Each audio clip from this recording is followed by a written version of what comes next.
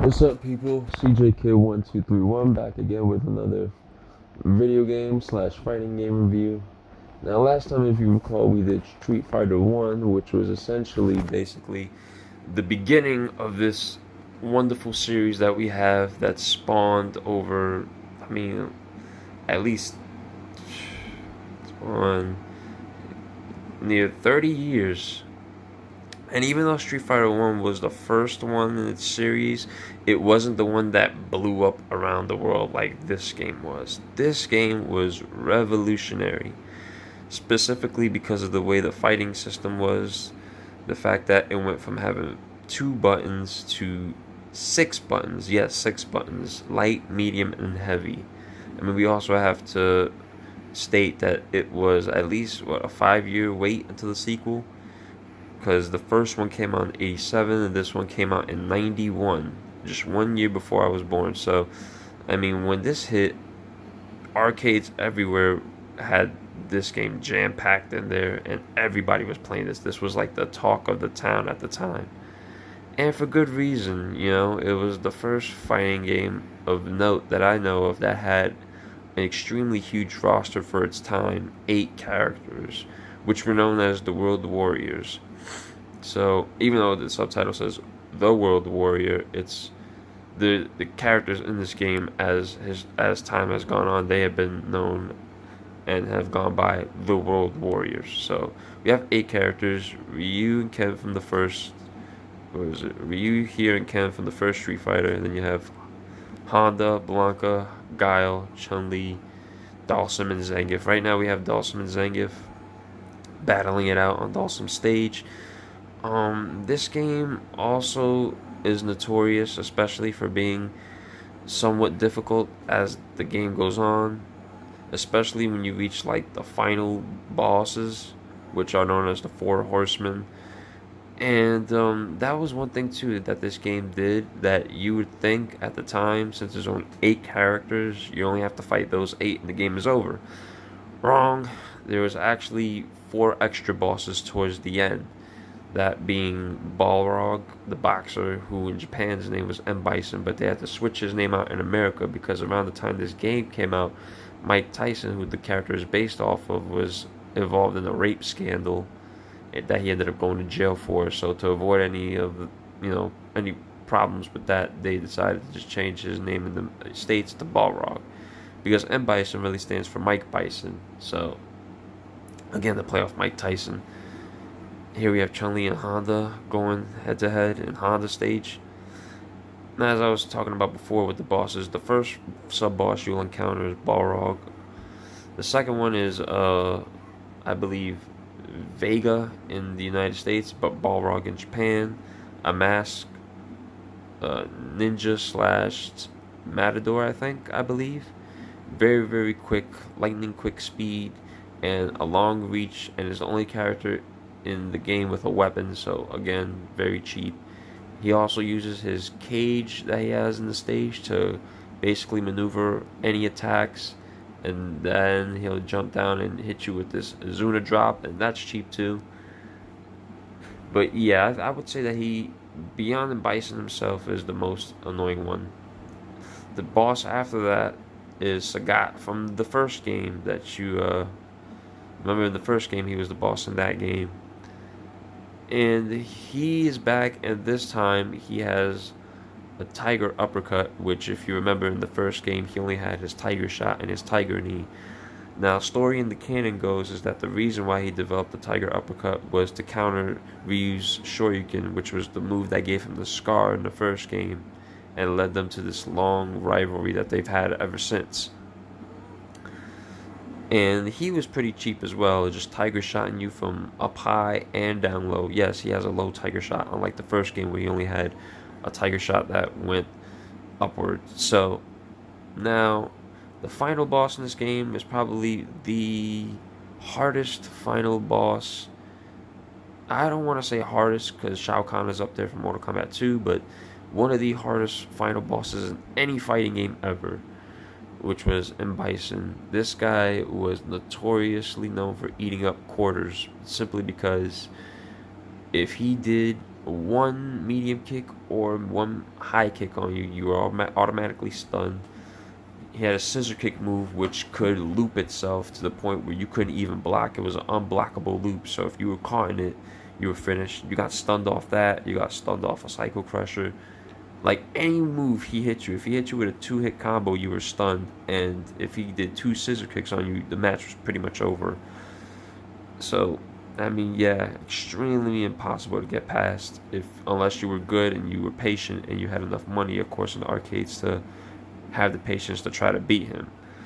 But when all is said and done, one thing I also forgot is that this game had bonus games like the first Street Fighter 1 did, which I didn't mention in that review.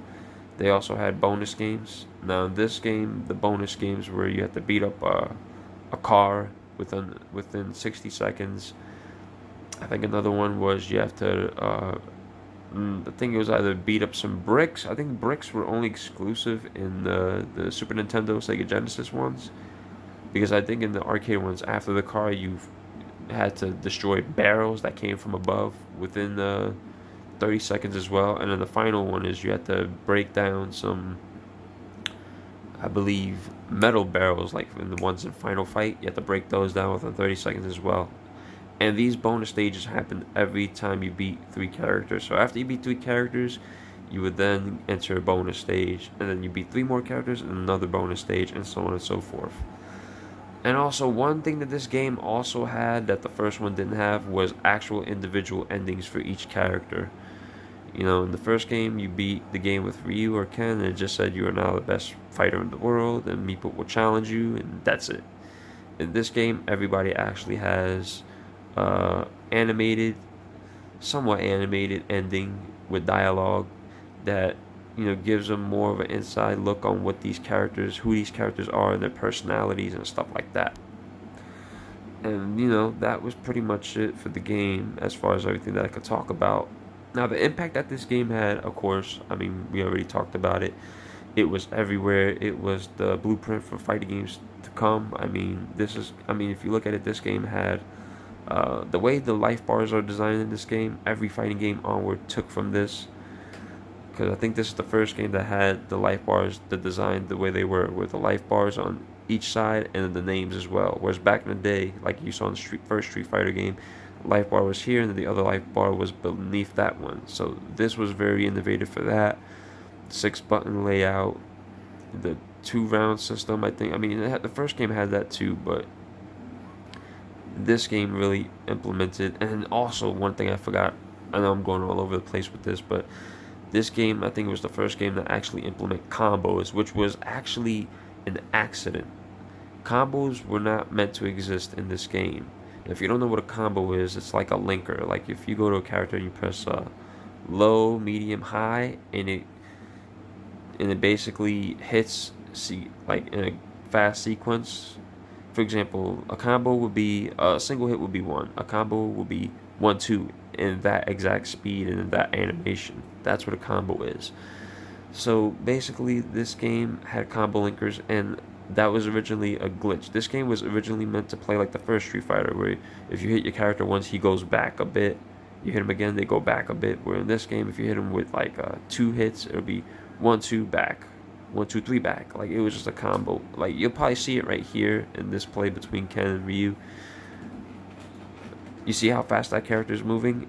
You could combo the low hit, the low kicks, the crouching low kicks together, and then hit the character like maybe 4 to 5 times, maybe even stun them, because this game had very high stun power. So yeah, so they had the combo system that other games took from this. I mean, like every game, Mortal Kombat, Tekken, Fatal Fury, a lot of games that came out around this time were trying to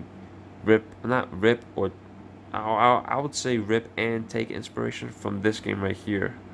One of those games, known as Fighters History, got sued from Capcom for deliberately taking some of the same designs from this game and putting it in that game. The life bar, some of the characters' sound bites sounded a little similar to the character sound bites in this game and whatnot. So this game is definitely revolutionary, timeless, iconic, and much more.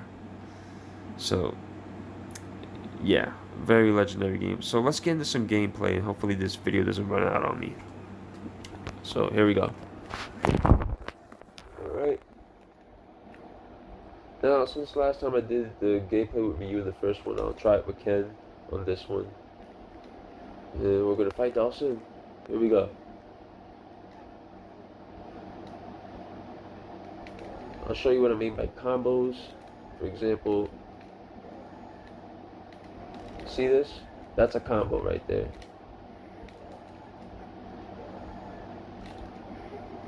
There we go. Now we have one more round to go. Now, of course, this is the first stage, so it's going to be a little bit easier. But as the game goes on, the computer will definitely adapt to you. So Hadouken. By the way, the Hadouken, the Tatsumaki, Simple Yaku, and the Shoryuken are way easier to perform in this game than it is in the other one. Because they're not like combo links like in the first game. The Hadouken's a quarter circle forward motion.